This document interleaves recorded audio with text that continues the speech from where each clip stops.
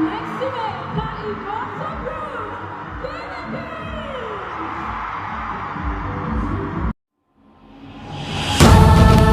2204, your budget vlogger host.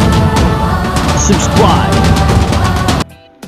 Inaasahan ng buong bansa ang nalalapit na finals night ng Miss Eco International 2025 na gaganapin sa Abril 20, 2025 sa Cairo, Egypt.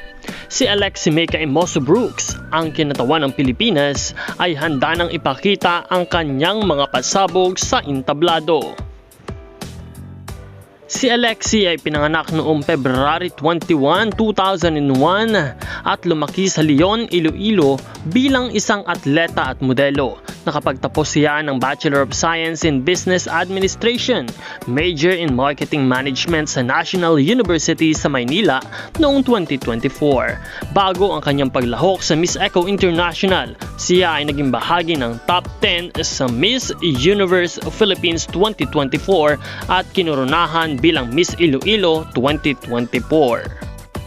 At sa mga pasabog na hatid ng ating pambatong si Alexi May Brooks, inaabangan ng lahat kung ano nga ba ang kanyang atake sa Miss Eco International Finals Night. Napabagay din kay Alexi May Brooks ang mahabang buhok, ngunit hindi natin alam kung ano nga ba ang kanyang gagawin sa final competition ng Miss Eco International.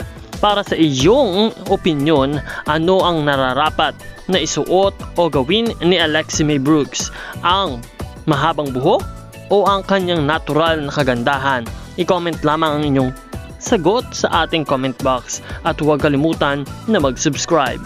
Patuloy natin siyang suportahan sa kompetisyon ng Miss Eco International 2024. Maraming salamat po sa iyong panonood.